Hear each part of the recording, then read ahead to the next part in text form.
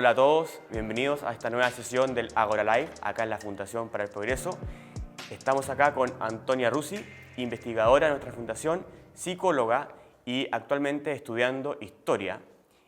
Y además está desde España conectada con nosotros María Blanco, doctora en Economía y autora de este libro, Afrodita desenmascarada, una defensa del feminismo liberal. Les comento inmediatamente que este libro está en su librería más cercana, desde Arica a Magallanes. Vayan de su librero y lo puede adquirir ahí a un módico precio de 10.000 pesos más IVA. Vamos inmediatamente al ruedo. Partimos por España. María, el liberalismo es una ideología, filosofía política, que se concentra en limitar el poder, ¿cierto? Sí. Y además se basa en la dignidad humana y en la igualdad de todo ser humano y en la igualdad ante la ley. ¿Cómo se relaciona el liberalismo con el feminismo? ¿Existe algo así como el feminismo liberal?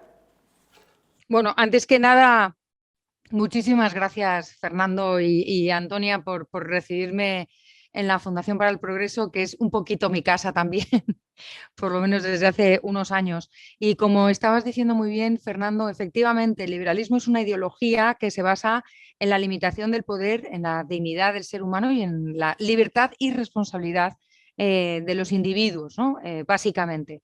Un poco, por decirlo en unos términos más simples, es la ideología que defiende que cada cual tome las riendas de su vida.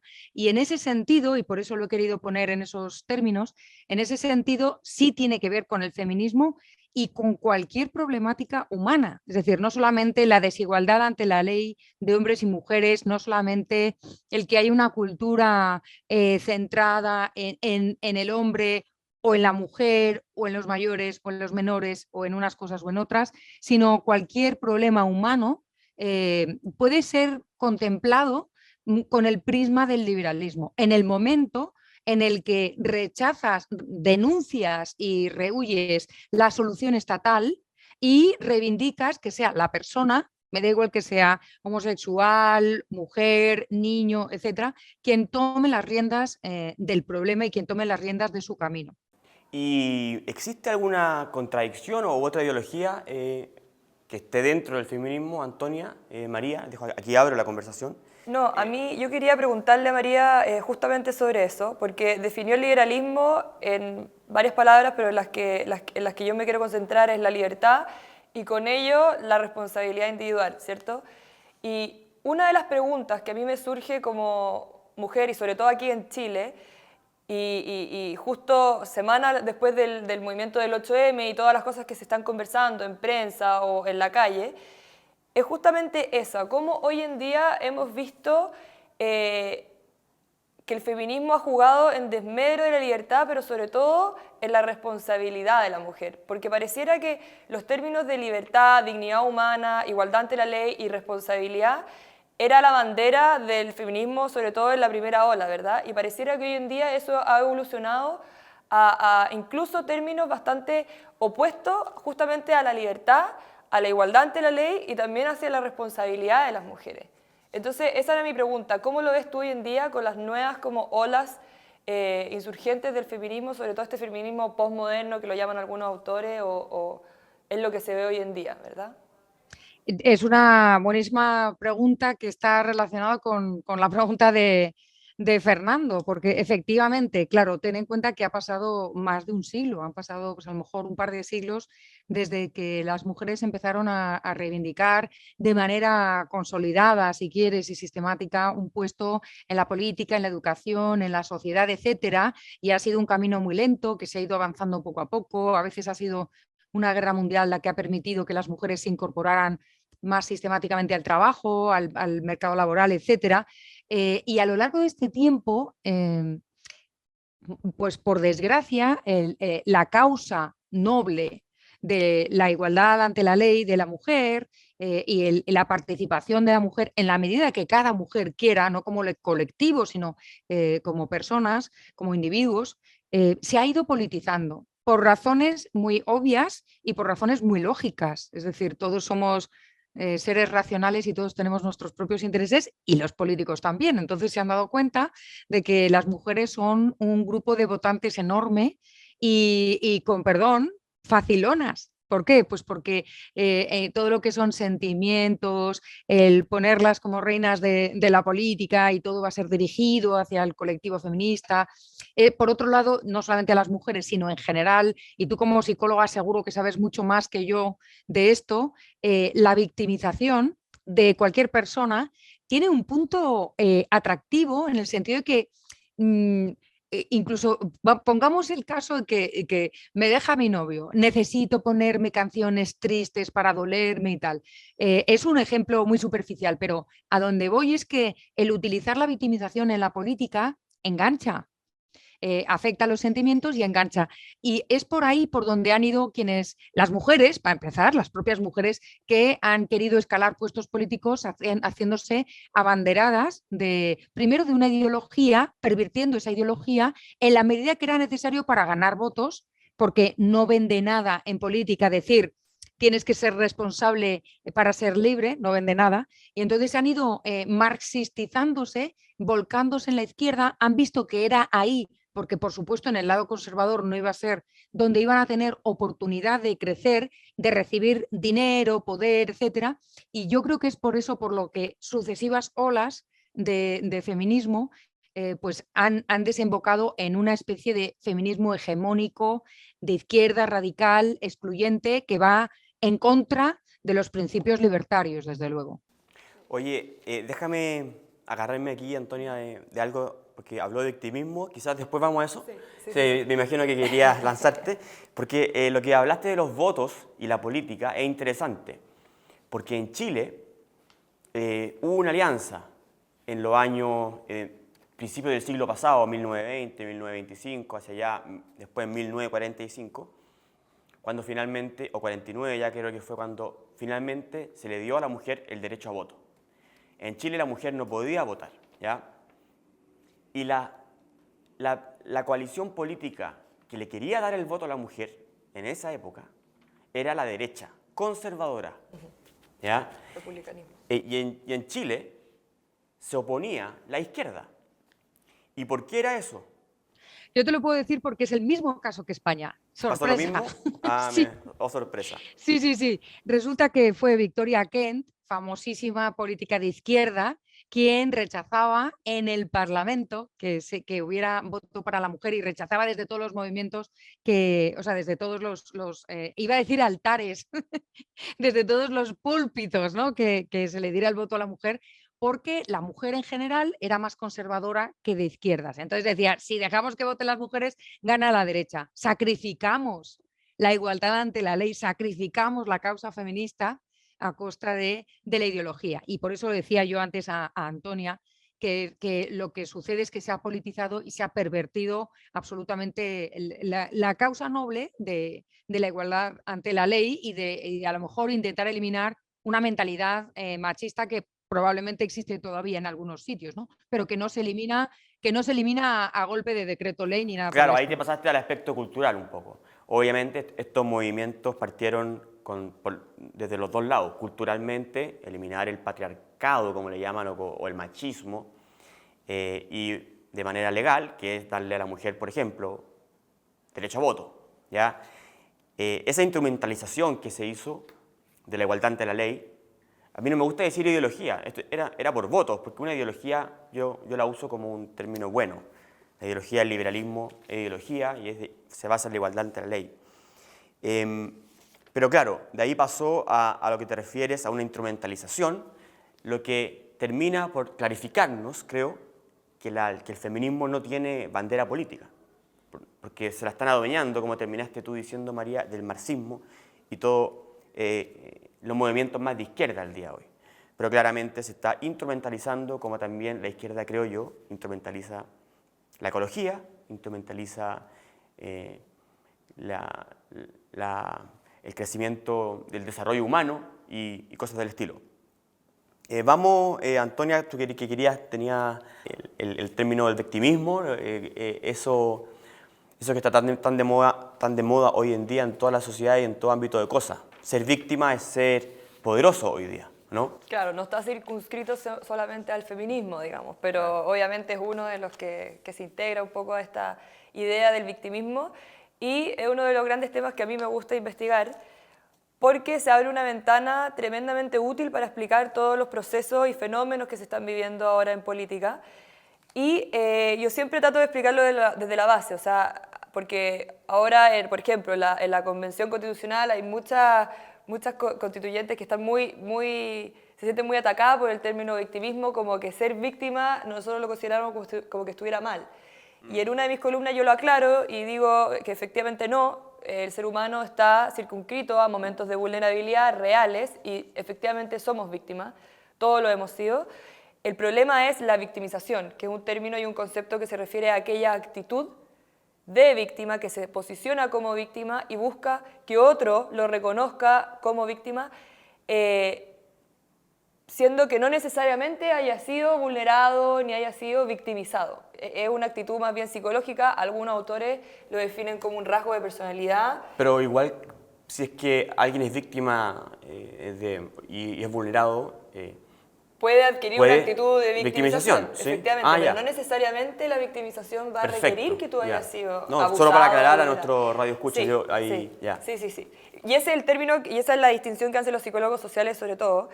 Y bueno, y hay algunas psicólogas sociales que han hablado de que esta actitud se realiza en torno a un rasgo que se define como los señalizadores de victimización, en donde en el fondo se busca una paga por el hecho de simplemente sentirse o declararse como víctima. Y yo creo que también aquí, y ahí nos hemos desviado un poco de la libertad y la responsabilidad, ¿verdad?, en política con el feminismo, en donde hay muchas feministas que exigen indemnizaciones por haber sido víctimas en algún momento de la vida, y no necesariamente tienen que ser ellas las que han sido víctimas, sino como que, mujer, sino que sus generaciones... el género y claro. incluso ahora y históricamente. Claro, es como multigeneracional, así como que hay una cosa psicológica multigeneracional que a mí me sigue afectando y por eso se me tiene que indemnizar a mí. Pero no es a mí a quien se me atacó, en el fondo. Perfecto. No fui yo quien lo vivió. Y ahí hay un tema, porque efectivamente es muy perjudicial para las sociedades porque se terminan pidiendo cosas que no son para esas personas, siendo que los recursos son escasos y sí se podría ayudar a otro tipo de personas. Las instituciones sí podrían asegurar ciertas cosas a las personas indicadas, pero la victimización tiene justamente esta cosa media parasitaria, ¿verdad?, de adquirir recursos que no necesariamente son para esa persona. Entonces ahí hay un juego que es tremendamente perjudicial, más bien psicológico, y que todos estos colectivos, por lo general el colectivismo, aumenta y hace que efervescan un poco este tipo de actitudes. Y esos colectivos... María, solo para decirte, Antonia habló de la Convención Constituyente, no sé si está al tanto de lo que estamos viviendo acá en Chile, donde hay diferentes colectivos y esto se expande a diferentes victimizaciones, tanto históricas como feministas. Quería plantear una cosa, Antonia, y a ti, Fernando, al hilo no solamente de, o sea, en vuestro país está sucediendo en la Convención Constituyente, los españoles nos miramos en vuestro espejo pensando que nuestro gobierno socialista comunista va a querer dar una patada constitucional, va a querer una reforma de la Constitución y van a seguir el modelo chileno actual, ¿no? De decir, vamos a hacer un plebiscito a ver si la gente quiere que se cambie la Constitución. Pues la gente va a decir que sí. ¿Se está hablando de eso allá? Se está hablando en serio. Y todos tememos que en un momento dado se plantee, por ejemplo, porque después de Felipe tendría que reinar, tiene solo 2 niñas, entonces tendríamos que cambiar la Constitución para que pudiera reinar Leonor. Si no, tendría que ser el hijo de una de las infantas, ¿no? Froilán. Bueno, pues para eso hay que cambiar la Constitución. Entonces, está todo el tiempo como encima de la mesa es que está obsoleta, es que está muy vieja, es que está muy anticuada, es que es la de Franco. Bueno, en fin, ese tipo de cosas que vosotros ya habéis oído, ¿no? Y sé lo que está pasando en vuestra convención, porque estoy en contacto con algunos constituyentes que son miembros de la Fundación para el Progreso, como por ejemplo Richie y tal. Pero al hilo de esto que estaba comentando Antonia, que me parece súper importante, me gustaría que habláramos de la otra cara de la moneda, que es la siguiente. Toda víctima tiene un victimario. Entonces, cuando se produce cuando se produce una victimización, tal y como lo ha definido Antonia, también se define a la vez y se señala al victimario, sea real o no.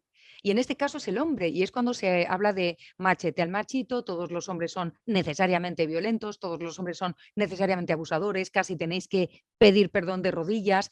Es verdad que se utiliza para que las mujeres reciban de repente subvención por el mero hecho de tal vez haber sido violentadas o por haberse visto humilladas históricamente, ¿no? O sea, lo de la injusticia histórica a mí es una excusa que vende mucho, pero a mí no me convence en absoluto, porque yo voy a pedir indemnización al Imperio Romano, por ejemplo, ¿no? Y los españoles tendríamos que indemnizaros a vosotros. O sea, sería aquí, como empezamos a pedir indemnizaciones retroactivas, nos vamos a remitir, no sé, a los fenicios, no sé exactamente a quién. Pero me interesa mucho el tema de la víctima, la victimización, no la víctima real, porque es que encima hay víctimas, o sea, hay víctimas reales y están manipulando y utilizando el sufrimiento de víctimas reales para generar en toda la sociedad, en todas las mujeres, a nivel social, una sensación de victimización de las mujeres y de culpabilidad por parte de los hombres, ¿no? Y te encuentras unas distorsiones que se están prolongando los años, que están intentando inocularlos de manera perversa en los colegios, ¿no? En las escuelas de niños chicos, etcétera, exactamente igual que todo el tema no existe el sexo binario, existen binarios y no binarios, y entonces fuerzan a los niños a que se sientan confusos respecto a su sexualidad, que les obligan a vestir con falda o no, para que a ver que ellos elijan.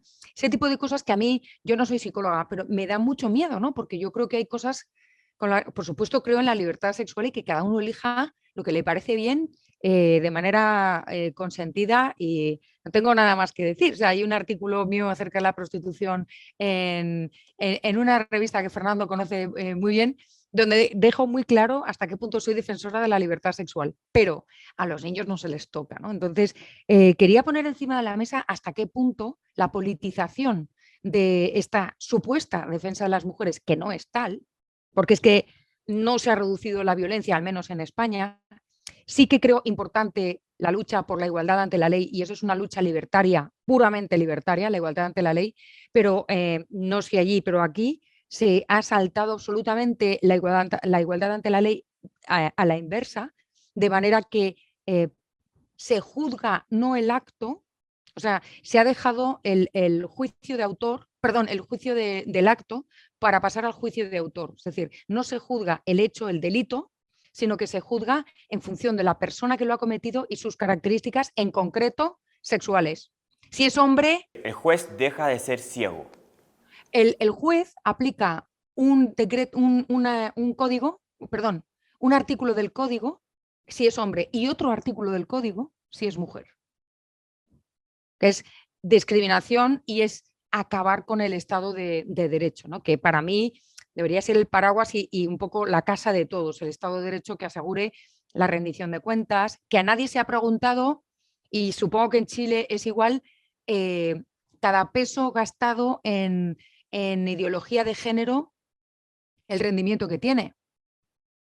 ¿Se consigue verdaderamente? O sea, ¿cuáles son los logros de esa inversión pública? O sea, los chilenos están preocupados por saber la eficiencia del gasto público, de su dinero y de sus pesos en ideología de género, en igualdad, etcétera, etcétera. Incluso en lucha contra la violencia. ¿Se reduce de verdad? ¿Es efectivo? ¿Están haciendo las cosas que se tienen que hacer? Y nadie lo reclama. No se hace evaluación de programas en Chile, el Estado sigue haciendo programas sociales en todos los diferentes ámbitos y no se rinden cuenta, ¿ya? Voy a aprovechar inmediatamente de hablar de la revista Átomo, en cuyo segundo número escribió María este artículo sobre la prostitución. Esta revista es el número 2 y ya vamos en el número 7. La pueden encontrar en su librería más cercana. Desgraciadamente, eso sí, les puedo comentar que la número 2 de feminismo está prácticamente agotada en todo Chile, así que tenemos, sin embargo, una oportunidad en la versión online. La pueden encontrar online, así que vaya, navegue en revistaatomo.com, lea el excelente artículo de María y de muchas otras personas sobre feminismo. La última es sobre Constitución y la que viene será, doy una primicia, será sobre drogas. Así que los dejo ahí todos invitados a que corran a su librería más cercana. Voy a decir algo respecto a lo que dijo María, respecto a la Constitución. Aprovecho de mostrar la última átomo sobre Constitución, donde pueden encontrar muchas cosas. Se acaba de aprobar un artículo, María Antonia, que habla de que los jueces tendrán que dictar sentencias con perspectiva de género. De género. Eso es un artículo aprobado para la propuesta de Constitución que tendremos que votar los chilenos en un par de meses más. Tiene mucha relación con lo que tú estabas hablando. Antonia, no sé si María, ¿quieres pronunciarte? No, a mí me gustaría conectarlo un poco lo que tú estás diciendo ahora con lo que acaba de decir María. Efectivamente, cómo estas voces empiezan a influir también en políticas públicas reales. Y lo que también yo me he preguntado cada vez que tratamos de investigar respecto al feminismo es qué tan útiles son. ¿Ayudan efectivamente esas políticas a la mujer o no? Y tenemos algunos datos, como el Departamento de Trabajo de Estados Unidos, quien explicó cuáles eran las reales características de estas brechas salariales, por ejemplo. También tenemos algunos otros datos de Economist del 2017 que decía que en Gran Bretaña y en otros países de Europa la brecha en mismos trabajos, con los mismos cargos y con las mismas horas trabajadas es casi o es inexistente. Y también se vio que en 2003, en Noruega, la ley de cuotas de 2003 no afectó a las mujeres calificadas ni a mujeres jóvenes, es decir, las mujeres no optaban por mayores cargos ni mayores horas laborales, ni otro tipo de trabajos que dieran mejores sueldos en el fondo. Entonces, también ahí uno ve y dice, bueno, ¿hasta qué punto llegamos con las políticas públicas que muchas veces terminan por discriminar a otros sectores, en este caso hombres, con las cuotas o con las cuotas, por ejemplo, de algunos tipos de empresas, por ejemplo, que se obliga a tener cierta cantidad de mujeres en algunos cargos, y se vio que muchas veces estas cuotas no afectan a que mujeres postulen a esos cargos. Entonces ahí también vemos que tanto aquí hay de frases vacías y que hay también aquí de la elección real de las mujeres, o sea, ¿qué quieren las mujeres también? Este debate se ha ido un poco de la línea de realmente lo que buscaba descifrar, ¿verdad? Que era, bueno, la libertad de la mujer, qué es lo que quieren las mujeres en el fondo. Entonces, a mí también me parece muy interesante en este sentido ver estos datos, porque te dicen cómo países que han tratado de avanzar en cuotas y en tratar de avanzar que la mujer esté más activa en política, en la empresa y que tenga mejores sueldos, bueno, parece que no necesariamente esto se modifica por ahí. Pareciera que el Estado no siempre consigue su supuesto Yo solo, bueno, como intención. hombre, bueno, estoy hablando aquí en un terreno peligroso. Heteronormado. Claro. No, yo solo quiero comentar, te voy a dar la palabra, María, a que esta discusión se desinforma mucho en esta discusión, ¿cierto? Lo que tú dices, Antonio, la brecha salarial, así en términos absolutos, existe, está clara, es obvio. Los hombres venimos de una cultura en la cual el hombre trabajaba, la mujer se queda en la casa, es una cultura que existe y cada vez ha cambiado más, ¿cierto? Y los hombres por lo general ganan más plata porque son los proveedores en la casa, ¿cierto? Y es bastante transversal, por lo que se ha visto además, a nivel pero global. eso en el fondo es una cuestión cultural y que cuando se presenta no es válida la comparación porque están comparando hombres que van a trabajar en puestos de alta responsabilidad y de industrias que ganan mucha plata con mujeres que están en otras profesiones por decisión propia y por una cuestión cultural. ¿Ya? Esa cultura existe. Claro, se dice que no se vaya a cambiar o no se vaya a modificar esto, claro. Pero lo que vemos hasta hoy es que pareciera que la elección real de las mujeres va por esa línea. Ahora, bueno, pero eso habrá que verlo donde en teoría ya tenemos una cultura ya más abierta. Pero claramente la derecha cuando se comparan ingenieras con ingenieros en el mismo puesto, que tú fue lo que dijiste. Y horas de trabajo. Y horas de trabajo, o sea, obvio, tiene que ser por hora. Pero es que eso no se toma, eso no se toma en esta discusión. Eso es lo que tiene que ser. Existen muy pocos o insignificantes, como decían ahí.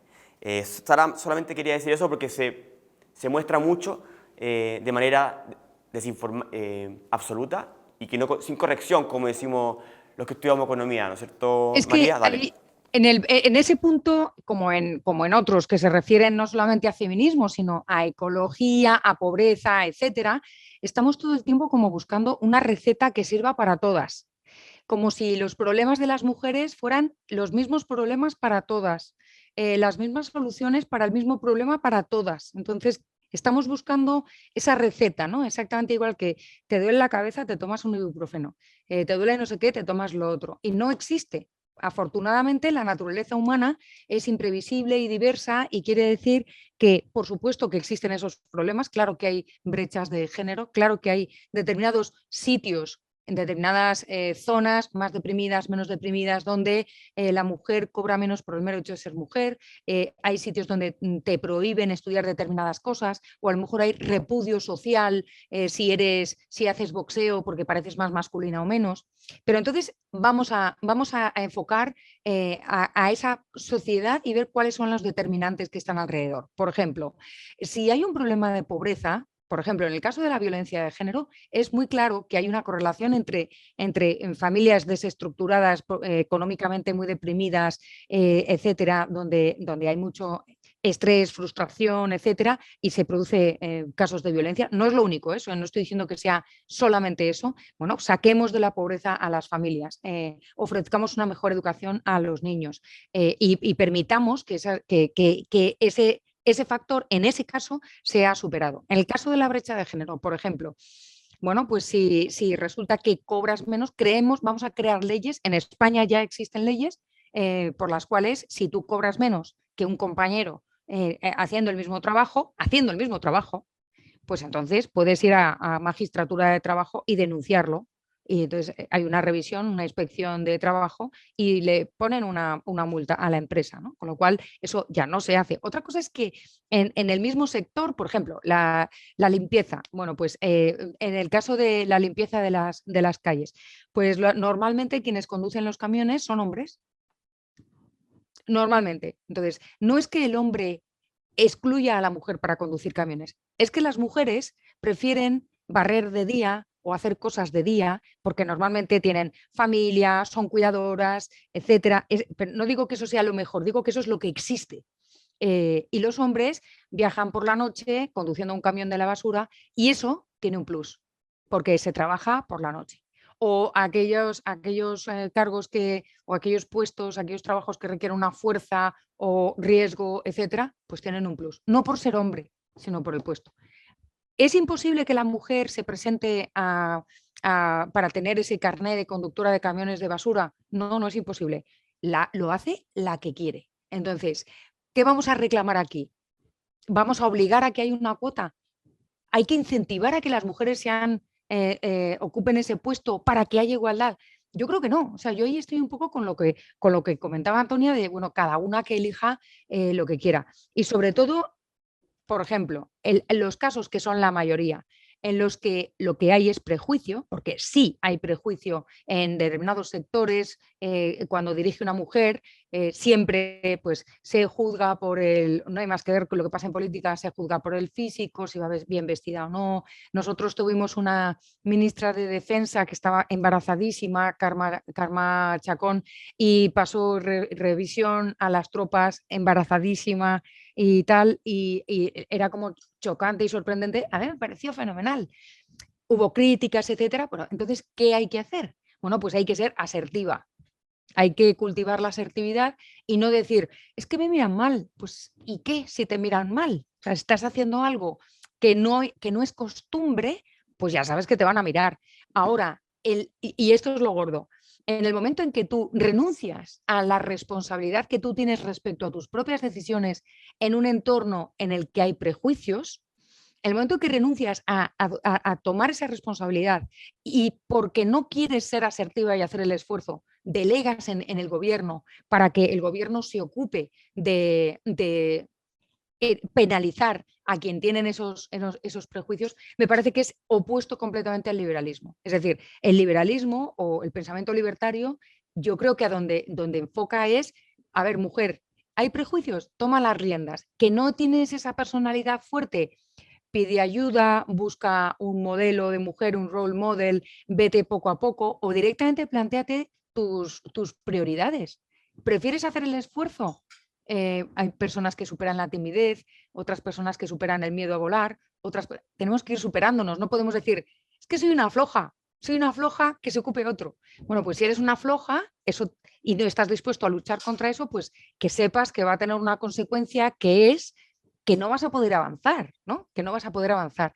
Y es un error plantearlo en términos de es injusto y pasa lo mismo con el tema de las ofensas, de este chico me ha dicho esto y me ofende porque está cosificando a la mujer, ¿no? Que es una palabra que se usa mucho.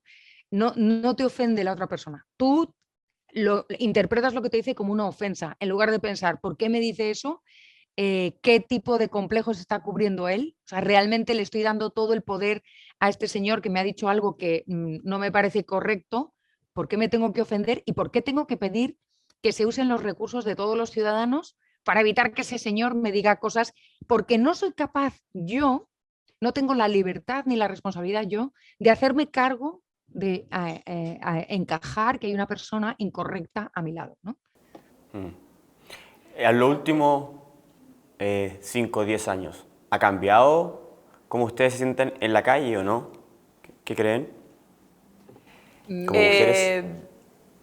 Mira, yo ahí en ese tema que es un poco lo que habla también Camille Paglia en su libro del feminismo, ¿verdad? Feminismo pasado-presente. Que es el tema que hablaba María respecto a la infantilización de la mujer y cómo también el feminismo ha promovido la infantilización. Porque, bueno, y Camille Paglia también es muy graciosa a la hora de escribir y habla de por qué se van llorando a pedirle a su papá gobierno que las ampare cuando lo que querían era justamente responsabilidad y tomar las riendas de su vida.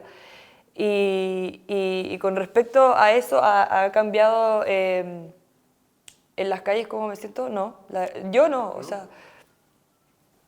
Quizás porque María, tengo 25 años y seguramente no, tenía, era más chica cuando mis era conversaciones, distinto. claro, quizás en mis conversaciones personales, yo he escuchado que ha cambiado mucho, no sé, María.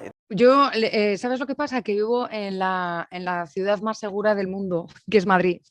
En Madrid puedes, en general, a menos que te vayas a los barrios donde sabes que, yo que sé, que hay luchas de bandas o comercio de drogas, etcétera. Comercio de drogas en el nivel más bajo, porque hay otros comercios de drogas que son en el Parlamento o en determinadas discotecas de mucho dinero, que ahí son completamente... No hay ningún problema, pero estos barrios deprimidos y tal, excepto en ese caso, Madrid es una ciudad abierta, libre, donde puedes ir tranquilamente por la calle y la verdad es que tampoco, desde luego, la mujer, fíjate, te voy a decir, realmente hay un clamor, pero no tanto por los hombres en general, sino por determinado tipo de inmigración que tiene unos valores culturales distintos y se comporta respecto a las mujeres de manera distinta a como lo hacen pues hombres de otras culturas, hombres de una cultura europea o occidental. Ahí hay un tema, que de hecho es lo que está pasando hoy en día, con problemas que están habiendo ahora en el metro. O sea, claramente yo me doy cuenta de lo que pasa y que se están denunciando también que drogan a mujeres de día, en el metro, en el transporte público, etc. Y ahí también yo hago una pregunta, que, en el fondo, ¿cuál es el problema aquí? ¿El hombre o están habiendo cambios en los países o en que estas ideologías también avalan de inmigración? ¿Cuánta inmigración irregular hay? Que también eso afecta mucho a la seguridad pública. Y una de las denuncias, que yo lo veo en Chile, pero una de las denuncias que también hace Ayaan Hirsi Ali en su nuevo libro, Pray, que habla de, claro, son los hombres, ¿qué hombres son? ¿De qué cultura vienen? ¿Qué tienen en la cabeza? ¿Cuáles son las categorías culturales que tienen en la cabeza? Y es un poco ella, siendo en el fondo de una cultura, proveniente de una cultura musulmana, dice, pareciera que aquí el feminismo se empieza a quedar callado, porque pareciera que cuando no son mujeres de élite que quieren puestos, altos cargos en el fondo, el feminismo ahí ya se silencia. Y cuando son mujeres inmigrantes, o las mismas europeas que están sufriendo cosas que antes no sufrían, como por ejemplo violaciones en masa, en conciertos, al aire libre, o cuando están trotando por la calle, que se ha visto mucho, parece que en Alemania, pareciera que ahí el feminismo no dice nada porque se encuentra con otra categoría, ¿verdad? Que también es víctima y que es como su hermano víctima, en el fondo, que es la inmigración, la otra cultura, el Islam también, también hay un tema de que las pueden acusar de islamofóbica, etc. Y ella toca mucho este tema y que dice, bueno, yo que soy feminista, dice, musulmana, ex-musulmana, que he vivido en el fondo todas las penurias que puede llegar a vivir una mujer de una sociedad realmente patriarcal, soy capaz de ver estos problemas de mi propia cultura cuando llega a Europa y cuando no se producen estos límites europeos de decir, oye, aquí esto no se hace, porque también ahí se entra también en un juego político, de corrección política, que hay muchas cosas que no se pueden decir porque también toca una categoría que también responde a una victimización.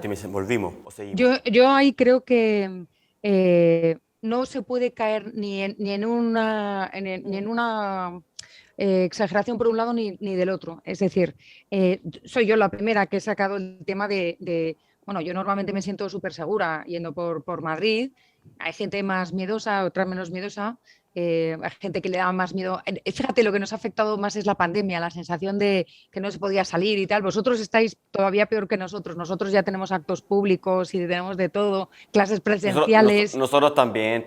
Vosotros también. Bueno, me ha dicho un pajarito que a lo mejor un poco menos y tal, que estáis empezando a retomar ahora determinadas cosas. Pero bueno, a donde voy es que tampoco se puede señalar a todas las personas o todos los hombres que pertenecen a esa religión, ya entonces, o todos los inmigrantes, o por ejemplo, como yo he oído a determinados partidos políticos de derecha muy radical, como Vox, etcétera, no a sus dirigentes, pero sí a sus seguidores, decir, es que yo, bueno, pues ya puestos, prefiero mis delincuentes que los delincuentes que vienen, ¿no? Que dices, vamos a ver, no queremos ninguna delincuencia, ¿no? Ni la propia ni la ajena, no queremos delincuentes en absoluto, y la ley debe caer encima de todos, de los delincuentes de aquí y de los delincuentes de allí.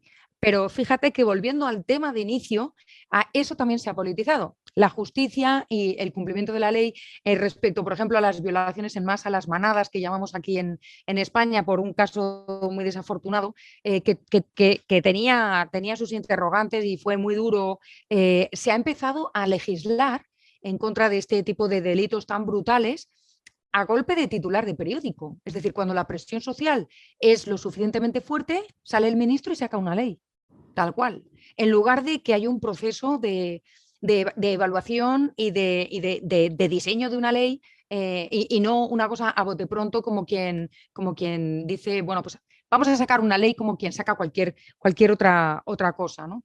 Y eso me parece relevante ponerlo de manifiesto y ponerlo encima de la mesa, el tema de que, bueno, pues con la inmigración, cuidado, ¿no? De todas formas, Ayaan es una persona admirable y ejemplar, verdaderamente. A mí me gustaría aclarar un poco lo de Ayaan, que ella efectivamente inicia su libro diciendo esto no es un problema necesariamente de la inmigración. El análisis que busca hacer ella es por qué en ciertos momentos se denuncian cosas y en otros momentos no. Y depende mucho, en el fondo, qué tanto le incomoda al político o a la política en el momento de denunciar ciertas cosas. Y bueno, y ella rescata eso, ¿verdad? Dice, no todos los inmigrantes son de una determinada... Yo soy un inmigrante que entró irregular y que se regularizó y estudió y etcétera. Y ella venía de Somalia hacia Holanda para nuestro... Y después se fue a Inglaterra. Y después tengo entendido. Pero ella en el fondo dice, aquí está habiendo algo, como bien dice María, de politización, que hay ciertas cosas que el feminismo es muy duro en denunciar, pero pareciera que hay otras cosas que no, porque afecta también un poco un punto que para ella se vuelve muy complejo. Y bueno, y ahí hace toda una crítica respecto a que a las inmigrantes el feminismo las ha olvidado, porque ellas han sufrido mucho, etc. Entonces, bueno, esa era la... Bueno, yo quería si me dejáis que termine de completar lo que estaba diciendo Antonia. Fíjate que se da el caso en España y tal vez allí también. Bueno, sí, me consta que, por ejemplo, habrá mujeres constituyentes que no sean de izquierdas que son consideradas menos mujeres, ¿no? Aquí directamente, cuando se producen agresiones a mujeres políticas que no son de izquierda, no son ni del PSOE, ni de Podemos o del nacionalismo más radical, no pasa nada. Es decir, si se lanzan piedras o se meten con Cayetana Álvarez de Toledo, con Inés Arrimadas o con Begoña Villacís o con mujeres que son de centro, centro derecha y por supuesto las mujeres de Vox quedan descalificadas como mujer porque son de Vox, ¿no? Y entonces a mí eso me llama mucho la atención porque parece que hubiera mujeres de primera y mujeres de segunda. Igual que hay homosexuales de primera y homosexuales de segunda, en función de si eres más de derechas o más de izquierdas, si eres conservador, hay homosexuales conservadores o homosexuales mucho más, más libertinos o más de izquierda radical o independentistas, etcétera, ¿no? Como si lo que hacen con eso es ningunear y secuestrar el movimiento. Es decir, La causa, claro. exactamente, la causa y las personas. Es decir, no puede haber gays de derecha, no puede haber gays conservadores, no puede haber mujeres que sean trabajadoras, madres, etcétera, en el lado de. Y no hay que defenderlas de la violencia porque, como son conservadoras, ¿sabes? Parece como que se lo merecieran, ¿no? Y es una barbaridad. O sea, es la ruptura absoluta no solo de la igualdad ante la ley, sino de la consideración de personas. ¿No? De darle, ya no las etiquetan casi como personas, sino como, bueno, como eres de derechas, eres menos persona. Y es una salvajada. Quería dejar encima de la mesa, si no queréis, a lo mejor no es oportuno, pero hablando de Ayán y de la inmigración, etcétera, hace unos años, y creo que está recogido en el libro, el problema del burkini en Francia, ¿no? Cómo las mujeres musulmanas tienen prohibido ponerse traje de baño, etcétera, entonces se ponen una cosa que es un burkini, que es como una especie de buzo, van totalmente cubiertas y tal, es de una tela de bañador, lycra, de pero traje de en fin, baño. es una cosa un poco antiestética, pero allá cada cual, ¿no? Y entonces los franceses, que son los más intervencionistas del universo, casi, decidieron prohibir, claro. Y entonces se veían imágenes terribles de un policía deteniendo a una mujer con su burkini y sus hijos en la playa de Cannes, por ejemplo, o de Saint-Tropez o algo así, ¿no? ¿Y cómo las detenían? Eso es una salvajada. Y yo me acuerdo que a mí me preguntaban y yo decía, vamos a ver, yo quiero que haya una señora con burkini y otra haciendo topless en la misma playa. Y que cada uno elija cómo quiere ir a la playa y cómo no. Si no es un escándalo ir en topless, porque es un escándalo, y en España no lo es, o sea, en determinadas playas, porque te vas a Canarias, no lo es desde luego, a lo mejor te vas a una playa más conservadora así, pero eso ya es de nuevo cultural. Si no es un escándalo ponerse en topless, ¿por qué es un escándalo ponerse en burkini? Y si es un escándalo ponerse en burkini, ¿por qué no lo es ponerse en topless? ¿No? Entonces, yo creo que apuntaba Antonia a el diferente rasero, el diferente metro de medir con el que se juzgan unas cosas y otras. Claro, esa discusión fue muy interesante también con lo de las cruces, la iglesia en Sí, Alemania también, la misma. Ahí es donde se pone interesante y más matizada la discusión. Yo quería agradecer por salvar al menos al género masculino, en el fondo, diciendo que esto era una cuestión cultural, no propia del hombre, cuando entraron en el tema de la inmigración. Al respecto, sería interesante ir al tema cultural de las funas y la presunción de inocencia. ¿Dónde creen ustedes que se ubica eso? ¿La funa? ¿Están a favor de ella? ¿Cuándo sí, cuándo no? ¿Qué es lo que...? me tenéis que decir que es una funa, porque no sé lo que es una funa. A ver, Antonia, ¿cuál...? Son estas denuncias, por lo general se dan en las redes sociales, en donde se acusa al supuesto violador. Muchas veces no ha habido un juicio al respecto de nada. Denuncias Y falsas, se publica. ¿no? Al principio. Ah, vale. No sé si, no necesariamente tiene que ser falsa, pero en el fondo se pone la cara o el nombre y a veces el root incluso de una persona a la que se quiere acusar. Existen funas hacia comercio, restaurantes. Claro, pueden ser completamente por diferentes causas. Pero yo creo que tú te refieres a la funa como de hombres en este contexto de... Claro, lo que ocurre es que han habido muchas funas, acusaciones a miles de personas, hombres, por diferentes, incluso hombres o mujeres, por las redes sociales principalmente. Eso es el hecho. Que en el fondo, al menos el cuestionamiento ahí es el debido proceso. ¿Cómo conversa el feminismo eso? Porque muchas veces, bueno, debido, no sé, a aspectos culturales, muchas veces ha servido para concientizar y todo esto? ¿Qué es lo que opinan? El tema es, volvemos al Estado de Derecho.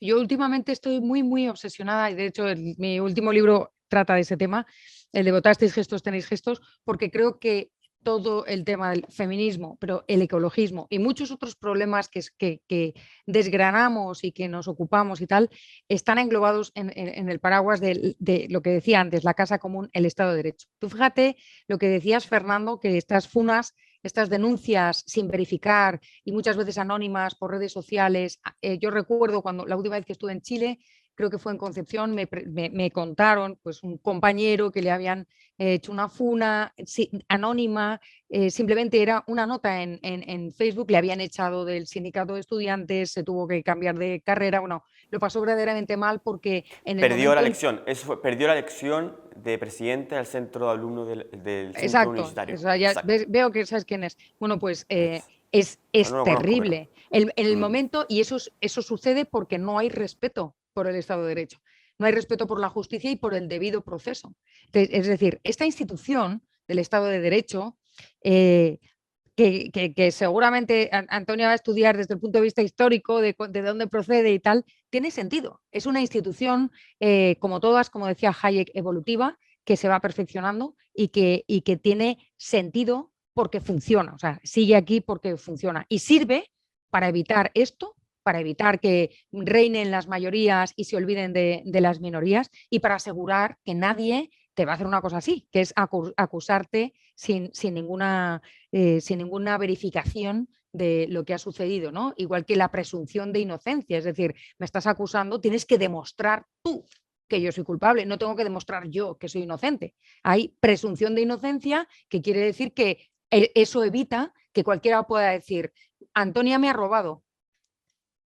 Antonia no va a la cárcel, yo tengo que demostrar que me ha robado. Si no lo demuestro con suficiencia, entonces, y yo me pregunto, ¿no será que no hay ningún tipo de penalización para quienes realizan estas acusaciones y sacan estas funas sin que se haya demostrado? Es decir, al ser gratuito, perdón que me ponga tan economicista, al ser gratuito tienen incentivos a seguir lanzando acusaciones porque no les pasa nada. Porque pueden hacerlo, no les pasa nada y es un dardo que tienen en su mano para luchar donde no pueden luchar ideológicamente, luchan con este juego tan sucio, ¿no? Gratuito y a veces hasta anónimo, porque las redes sociales permiten el anonimato. Claro. Entonces, Existe cuando no es anónimo, al menos yo no soy abogado, pero al menos existe el instrumento de difamación. Acá en Chile no soy abogado, pero no sé los detalles de cómo se puede acusar a alguien de difamación, pero existe alguna al menos defensa al respecto. En honor al tiempo, yo querría escuchar si es que tienen alguna reflexión de algún desafío del feminismo liberal, como lo llamamos acá desde la Fundación, ya que somos los divulgadores de la ideología liberal clásica. Antonia, María, ¿cómo viene este año, luego este marzo, o el futuro del feminismo? Yo tengo la idea de que se está produciendo la obsolescencia del feminismo hegemónico y se está, del término feminismo liberal, se está descargando el peso más en liberal que en feminismo, en la medida en que la igualdad de la ley es ya un hecho y que en la medida en que lo que queda es que la mujer sea asertiva, etc.